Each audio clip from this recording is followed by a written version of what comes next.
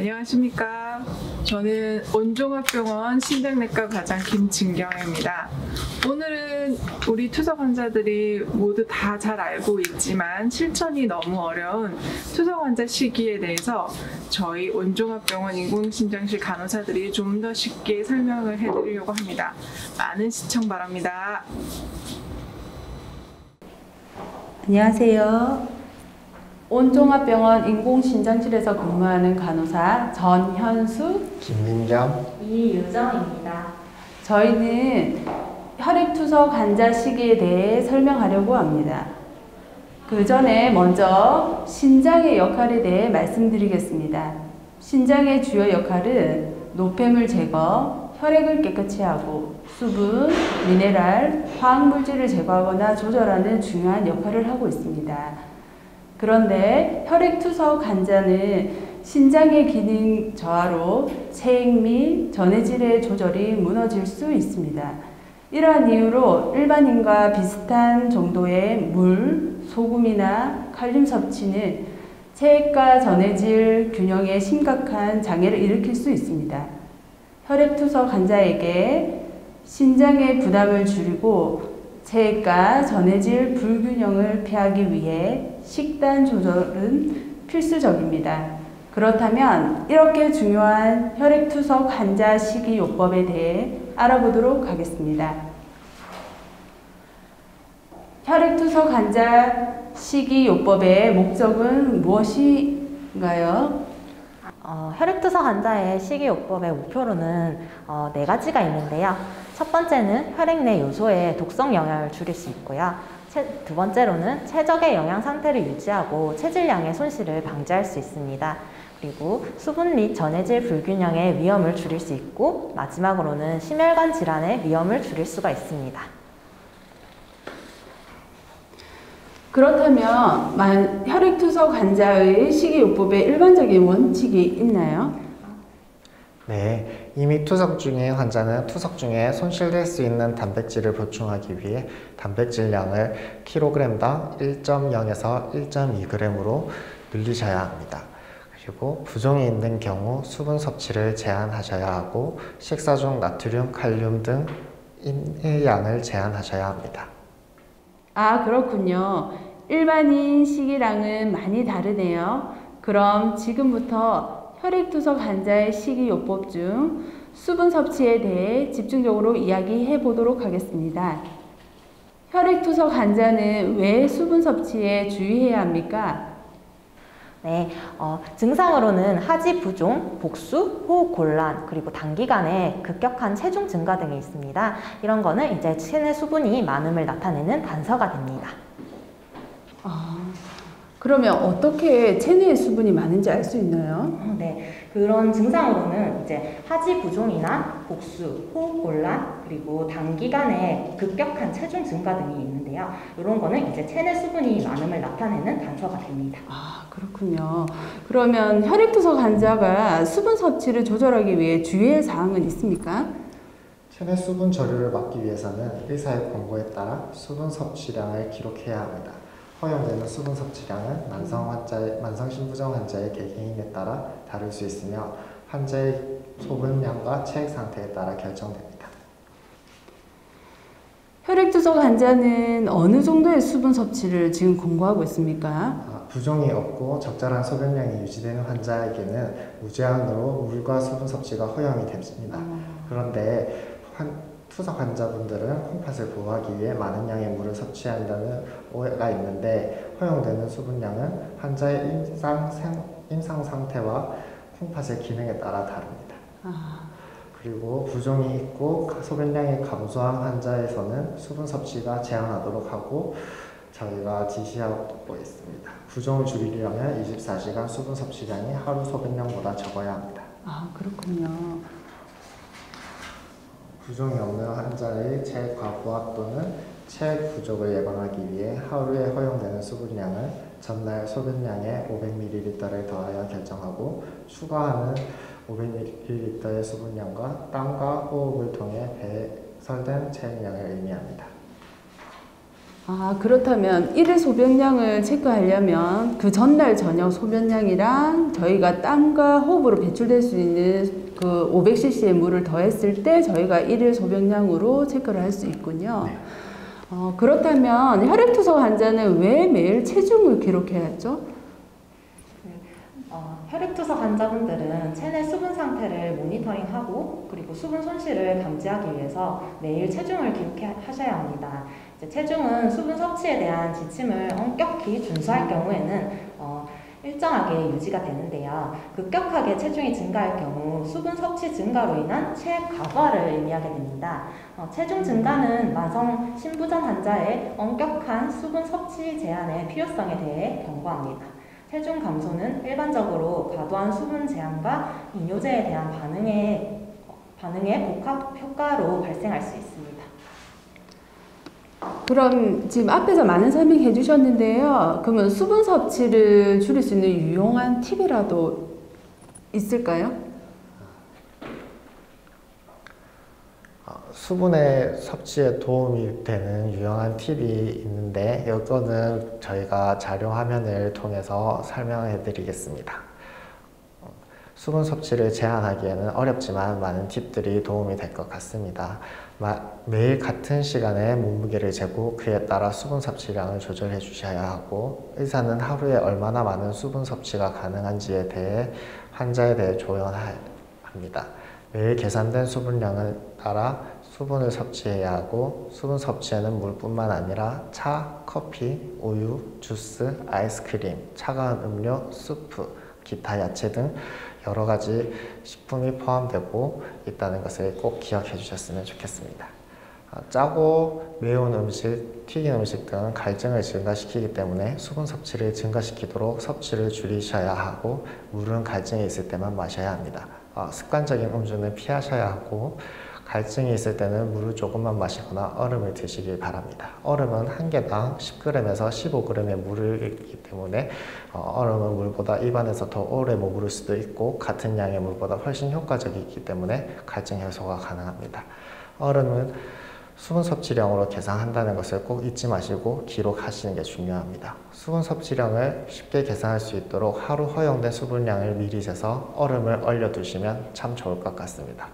구강 건조를 막기 위해 물을 마시기보다는 가글을 하시고 껌을 씹고 레몬 혹은 박하향의 사탕을 먹거나 구강 청결제를 이용하면 구강 건조를 막을 수 있습니다. 음료 섭취를 줄이기 위하여 항상 눈금이 있는 작은 컵을 사용하시고 약을 복용하기 위해 과도한 수분 섭취를 막기 위해 식사 후 약을 복용하십시오.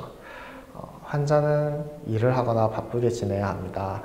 일하지 않는 사람은 물을 더 자주 마시려는 욕구가 느끼게 됩니다. 하지만 저희 투석 환자분들은 물을 좀 많이 마시면 안 되시기 때문에 힘드시더라도 조금 노력해 주셔야 합니다. 당뇨병 환자의 고혈당은 갈증을 증가시킬 수 있습니다. 갈증을 줄이기 위해서는 혈당 조절이 필수적입니다. 더운 날씨는 갈증을 유발하기 때문에 시원한 환경을 유지하는 것을 권고합니다. 그리고 저희 쪽이 보통 커피 양이 얼마만큼의 물을 양인지 네. 한번 확인하기 위해서 커피를 타왔는데요. 이걸 비커컵에 한번 부어보도록 하겠습니다. 네. 아, 이게 일반 자판기에 나오는 커피 양인가요? 네, 저희 자판기에서 바로 뽑아온 건데 80ml 조금 안 되는 것 같습니다. 저희 투석 환자분들 보시면 저희 종이컵으로 보면 양이 얼마 안 되는 것 같지만 지금 실질적으로 커피 한 잔을 거의 80ml면 저희 약 한 번을 드실 수 있는 양이거든요. 그러니까 이거를 생각하시고 주위에서 커피 한 잔 드실 때도 신경 쓰셔가지고 드셨으면 합니다. 그럼 하루에 허용되는 수분량을 효과적으로 사용하는 방법은 무엇이 있을까요? 네. 그런 방법들로는 첫 번째는 이제 의사가 처방한 매일 섭취할 수 있는 수분량과 동일한 양의 물을 정확하게 측정하여 용기에 채우는 것이 있습니다. 그래서 환자는 당일 섭취량 이상을 섭취하지 않을 것을 명심해야 하고요. 환자가 일정하게 일정 양의 물을 소비할 때마다 동일한 양의 물을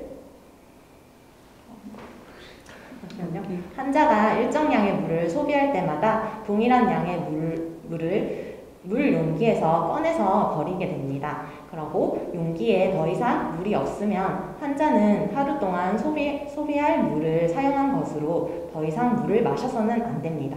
추가 수분 섭취가 필요하지 않도록 하루 동안 고르게 전체 수분 섭취량을 분배하는 것이 좋습니다. 그러면 저희가 일일 수분 섭취량을 지금 정해놓고 작은 컵을 가지던지 그 용기에 적절하게 맞춰서 그 스케줄을 짜면 된다는 그 말씀이시죠? 네, 맞습니다. 그리고 하나 더 설명드리면 저희가 지금 혈액투석 환자를 위해서 이 수분이 많이 중요하기 때문에 지금 건더기 있는 물건들을, 그러니까 음식들을 드시라고 이렇게 평소 밖에서는 보실 수 없을 거예요. 숟가락에 구멍을 뚫어서 국을 펐을 때 수분은 쫙 빠지고 건더기만 드실 수 있는 이런 수저도 활용해 보시는 것도 좋은 방법 중에 하나라고 말씀드릴 수 있을 것 같습니다. 저희가 준비한 내용은 여기까지입니다. 수분 섭취를 제한하기는 어렵지만 수분 섭취를 제한함으로 투석을 통해 건강하고 행복한 일상생활을 할 수 있었으면 합니다. 지금까지 경청해 주셔서 감사합니다.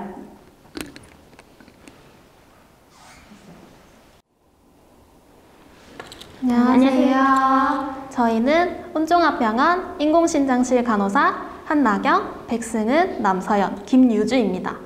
오늘 저희는 올바른 칼륨 섭취 방법에 대해 알려드릴 건데요. 선생님, 칼륨이란 단어가 생소한데 칼륨이 무엇인가요? 칼륨은 우리 몸에 꼭 필요한 전해질로서 우리 몸에서 수분을 조절하고 혈압을 유지하며 심박 유지, 근육의 수축과 이완에 관여합니다. 칼륨이 우리 몸에서 중요한 역할을 하네요. 이러한 칼륨이 많은 음식을 먹게 되면 우리 몸에는 어떤 증상으로 나타나게 되나요? 네, 우선 입술에 마비가 오고 손가락이 저리고 말이 어눌해지며 나른한 느낌이 있습니다. 그리고 가슴이 아프다거나 부정맥 또는 의식이 없어질 수 있으며 심해지면 숨이 차고 심장이 멈추게 됩니다. 이렇게 위험한 증상이 많으면 평소에 예방이 가장 중요할 것 같네요. 사실 저희 투석 환자분들이 병원보다 집에서 있는 시간이 더 많지 않나요? 집에서 더 쉽게 칼륨을 조절할 수 있는 방법이 궁금한데 알려주실 수 있나요? 네, 가장 쉬운 방법은 식품을 이용하는 방법입니다. 크게 공유군, 어육류군, 채소군, 과일군 이렇게 네 가지로 나누어서 설명을 드리겠습니다. 첫 번째 설명드릴 부분은 공유군입니다. 쌀밥은 3분의 1 공기, 식빵은 한 쪽, 물국수는 반 그릇, 인절미 3조각 정도는 드셔도 괜찮습니다. 하지만 잡곡밥, 감자, 고구마, 옥수수, 견과류는 가급적 드시지 않는 편이 좋습니다. 두 번째는 어육류군인데요. 돼지고기는 탁구공 1개 크기, 생선 부위는 한 토막, 삶은 달걀은 1개, 두부 6분의 1모는 드셔도 무방합니다. 그러나 햄, 어묵, 치즈, 검은콩, 새우, 전복, 게장, 굴, 회는 안 됩니다. 특히 게장이나 회 같은 경우는 칼륨 수치를 급격하게 높여서 호흡곤란이나 심정지가 올 수도 있기 때문에 절대로 드시면 안 됩니다. 게장이랑 회가 안 된다니 정말 안타깝네요. 하지만 실제로 저희 환자분들이 회를 드셨다가 갑자기 숨이 차서 응급실까지 많이들 오시는 걸 보면 맛있어도 절대 드시면 안 될 것 같습니다. 공유군과 어육류군에 대한 설명은 잘 들었고요. 이제 나머지 채소군과 과일군에 대한 설명을 들어볼까요? 세 번째로 채소군에는 콩나물 한 움큼, 작은 무 5분의 1 조각, 양배추 자판기 종이컵으로 2개, 오이는 3분의 1 조각은 드셔도 됩니다. 피하셔야 할 채소는 쑥갓, 양송이버섯, 시금치, 물미역입니다. 채소는 절대 생으로 드시면 안 됩니다. 반드시 조리 후에 드셔야 합니다. 효과적인 방법을 제가 알려드리겠습니다. 첫 번째, 줄기나 크기보다는 잎 위주로 섭취하고, 두 번째, 되도록 잘게 썰어서 채소의 10배 이상 미지근한 물에 2시간 정도 담궈 두시고 헹구어 조리하는 방법이 있습니다. 세 번째로, 채소의 5배 이상량의 물에 데치고 물은 버리는 것입니다. 마지막으로 네 번째, 1일 분량씩 비닐봉지에 넣어 얼렸다가 사용하는 방법이 있습니다. 네, 상당히 재료 손질 방법이 번거롭긴 한데요. 건강을 위해서라면 시간을 조금 투자해서라도 충분히 실천 가능하다고 생각합니다. 마지막으로 과일군이 남아있지요. 설명 부탁드립니다. 하루에 드셔도 되는 과일의 종류와 양에 대해서 설명드리겠습니다. 사과 4분의 1쪽, 배는 8분의 1쪽, 포도는 12알, 감은 반개, 참외는 8분의 1쪽, 딸기는 자판기 종이컵으로 반컵, 자두는 1개, 수박은 5cm 정도, 백도는 통조림 반통, 프루츠 칵테일은 공물은 따로 버리고 건더기만 드셔야 안전합니다. 그리고 마지막으로 절대 드시면 안 되는 과일로는 바나나, 메론, 복숭아, 그리고 말린 과일은 절대 안 됩니다. 네, 오늘 칼륨의 기능과 올바른 섭취 방법에 대해 알아보았는데요. 여러분, 집중해서 보셨나요? 오늘 배운 방법을 꼭 가정에서 함께 실천해 보도록 합시다. 이상으로 칼륨 섭취 방법에 대해 교육 마무리하도록 하겠습니다. 경청해 주셔서 감사합니다.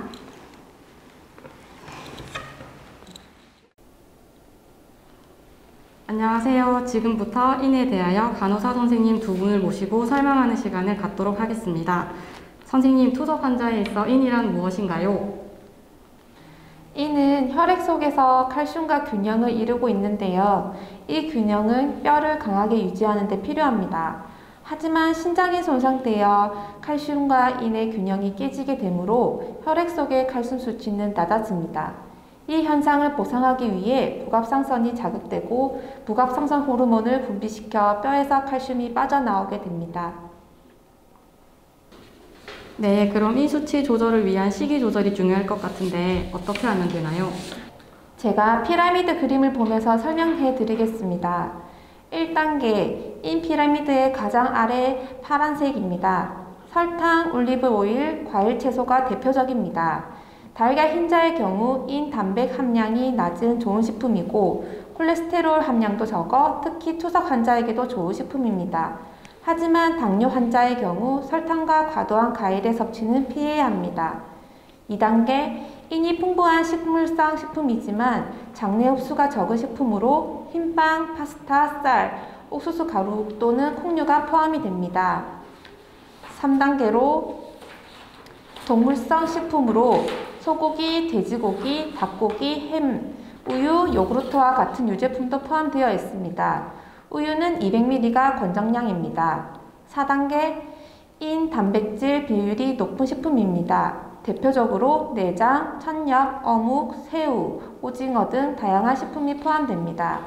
5단계, 견과류, 노른자, 딱딱한 치즈와 같이 인 함유량이 매우 높은 식품이 포함되어 있습니다. 6단계, 가장 높고 피해야 할 식품으로 콜라, 가공육, 가공치즈가 있습니다. 인스턴트 식품을 피해야 하는 이유가 여기 있습니다. 어떤 음식이건 가공되어 있다면 인 함량은 높아질 수밖에 없습니다. 마지막으로 여기서 첫 번째 팁.